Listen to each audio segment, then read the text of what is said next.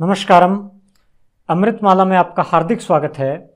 और आज के पाठ में हम बहुत ही प्यारे श्लोक पढ़ने वाले हैं और पाठ के अंत में मैं आपसे कुछ प्रश्न भी करूंगा, तो इसलिए आपको पाठ बहुत ही ध्यान से सुनना है और बहुत ही ज़्यादा आज आनंद आने वाला है।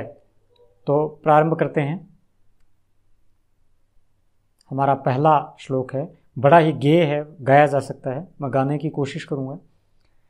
येषां न विद्या न तपो न दानं ज्ञानं न शीलं न गुणो न धर्मः ते मृत्युलोके भुवि भारभूताः मनुष्यरूपेण मृगाः चरन्ति मनुष्यरूपेण मृगाः चरन्ति। कठिन शब्दों के अर्थ हम देखते जाएंगे और इसका अनुवाद करते जाएंगे। बड़ी सरलता से ये कार्य हो जाएगा। ये शाम, जिनके पास, जिनका। यत शब्द पुल्लिंग में यह यव ये यम यव यान, इसमें ये शाम होता है छठी विभक्ति एक वचन। जिनका, न नहीं या न तो, विद्या, ये शाम न विद्या, जिनके पास न तो विद्या है, जिन्होंने विद्या का संग्रह नहीं किया। न तपह, न तप किया, जिन्होंने कठिन परिश्रम भी जीवन में नहीं किया। न दानम, और जिन्होंने दान भी नहीं दिया, समाज को अपना कोई योगदान भी जिन्होंने नहीं दिया।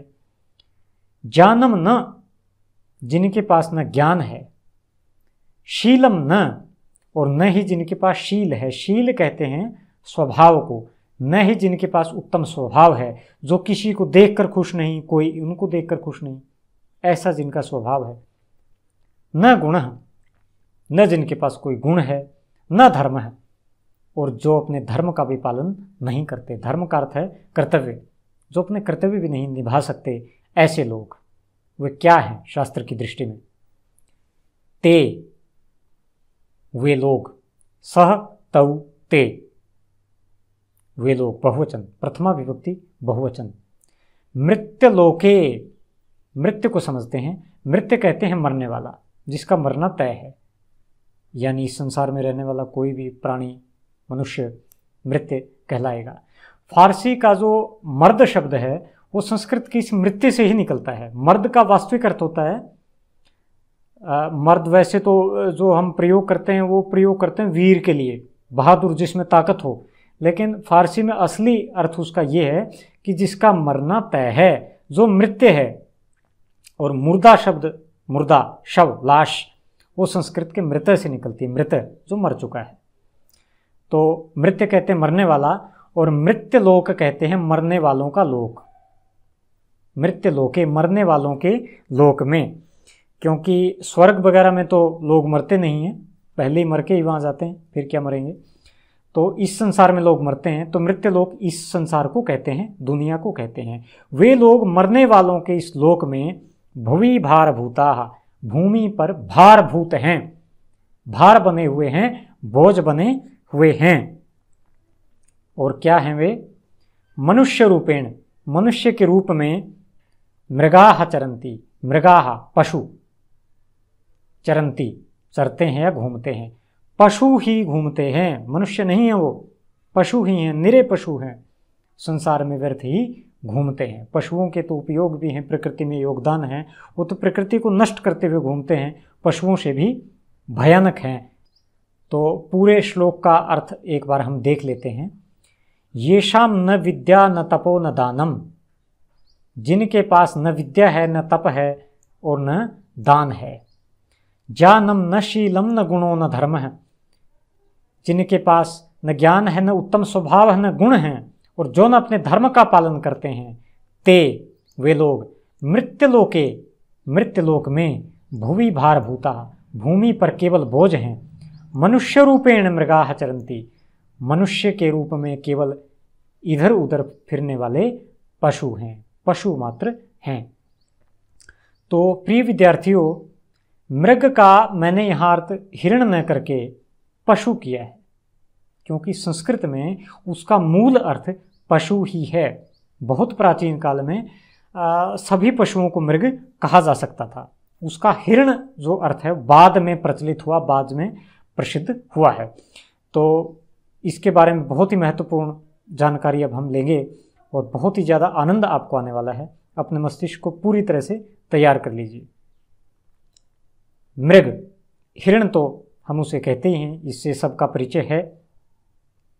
महामृग संस्कृत में हाथी को कहते हैं। महामृग, महा का मतलब विशालकाय, बड़ा, मृग पशु, सबसे बड़ा पशु महामृग।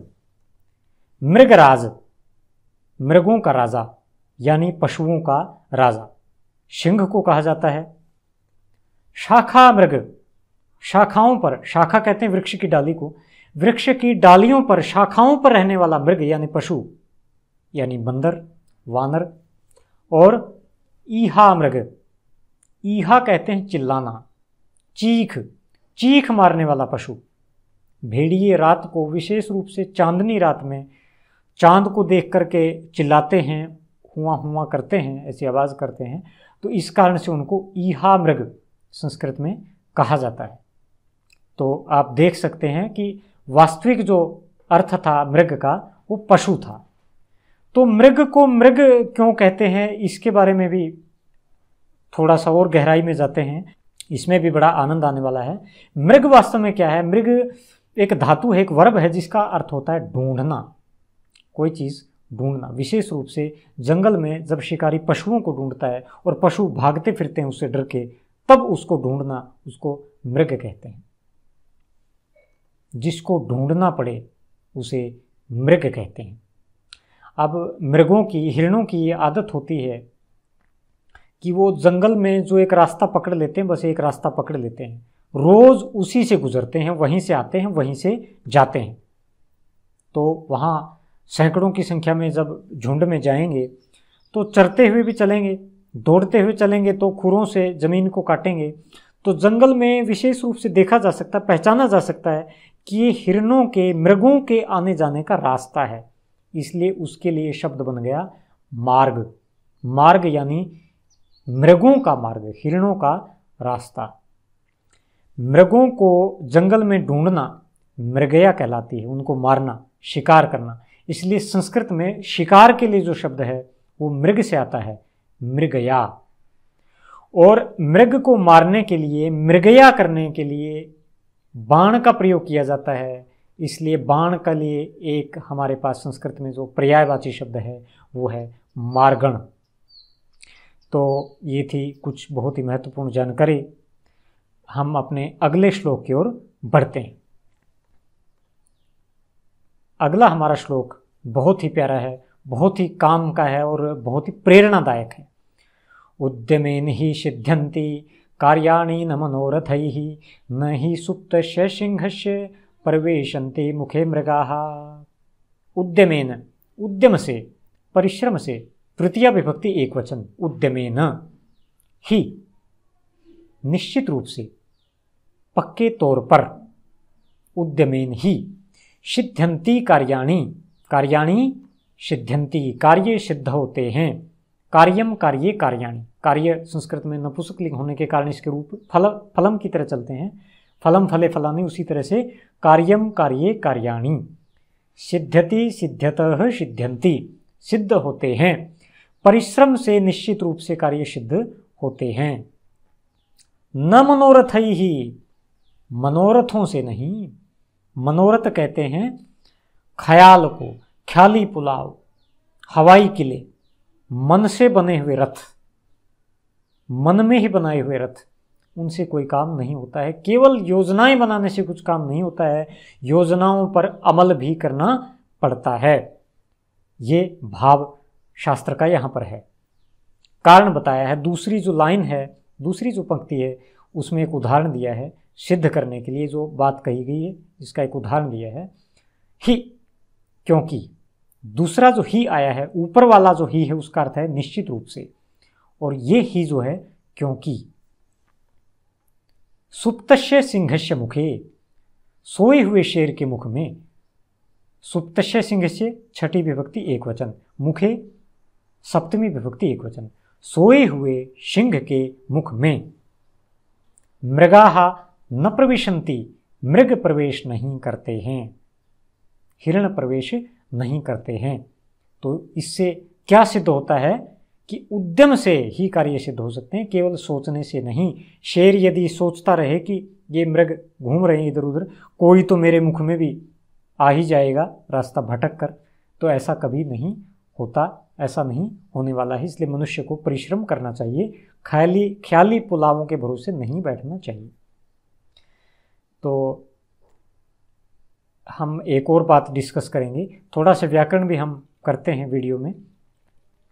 कविता को पढ़ने के लिए शब्दों को पलटकर लिखते हैं, इसे अन्वय कहते हैं। अन्वय श्लोक जब कवि लिखता है, कविता जब कोई कवि लिखता है तो उसे शब्दों को जचाना पड़ता है कविता के अनुसार, जिससे वो संगीत में बंध सके और उसको गाया जा सके, उसमें गेयता आ सके। लेकिन पढ़ने की दृष्टि से विद्वान क्या करते हैं, शिक्षक क्या करते हैं, उन शब्दों को विद्यार्थी की सुविधा के लिए थोड़ा सा पलट कर उसको बताते हैं। इसी को हम अन्वय कहते हैं। इसी श्लोक में हम अन्वय करके देखते हैं, आगे ये चीज़ हमारे काम आएगी। उद्यमेन हि सिद्ध्यन्ति कार्याणि न मनोरथैः न हि सुप्तस्य सिंहस्य प्रविशन्ति मुखे मृगाः। ये कविता के रूप में जचाए हुए शब्द हैं। कविता को जचाने के भी कुछ नियम होते हैं जिसको हम छंद कहते हैं, बाद में हम उनको देखेंगे। तो अब इस क्रम को अगर हम थोड़ा सा बदल दें तो हिंदी बनाना आसान हो जाएगा। कैसे? कार्याणि उद्यमेन हि सिद्ध्यन्ति, कार्य उद्यम से ही सिद्ध होते हैं, न मनोरथैः, मनोरथों से नहीं, ही क्योंकि मृगाः सुप्तस्य सिंहस्य मुखे न प्रविशन्ति, मृग सोए हुए सिंह के मुख में प्रवेश नहीं करते हैं। तो हमें थोड़ी सुविधा हो गई, इसको हम कहते हैं अन्वय। तो इस शब्द को भी आपने याद रखना है। तो प्रिय विद्यार्थियों, अब समय है कि मैं आपसे कुछ प्रश्न करूं। आपने प्रश्नों के उत्तर अवश्य देने हैं, कमेंट बॉक्स में आप उत्तर देंगे, मुझे प्रतीक्षा रहेगी कि कितना आपने सीखा है। पहला प्रश्न है, दो शब्द हैं और दोनों का प्रयोग पाठ में हो चुका है, ईहा मृग और महामृग। आपने कमेंट में इनके अर्थ बताने हैं, इनके क्या मीनिंग है। दूसरा प्रश्न है, सिंहस्य मुखे मनोरथैः, इन तीन शब्दों में कौन सी विभक्ति का प्रयोग हुआ है। आप विभक्ति भी बताएं, वचन भी बता सकते हैं। तो कमेंट बॉक्स में आपके उत्तरों की प्रतीक्षा रहेगी और मिलते हैं अगले पाठ में। तब तक के लिए नमस्कारम, जय भारत, जय भारती।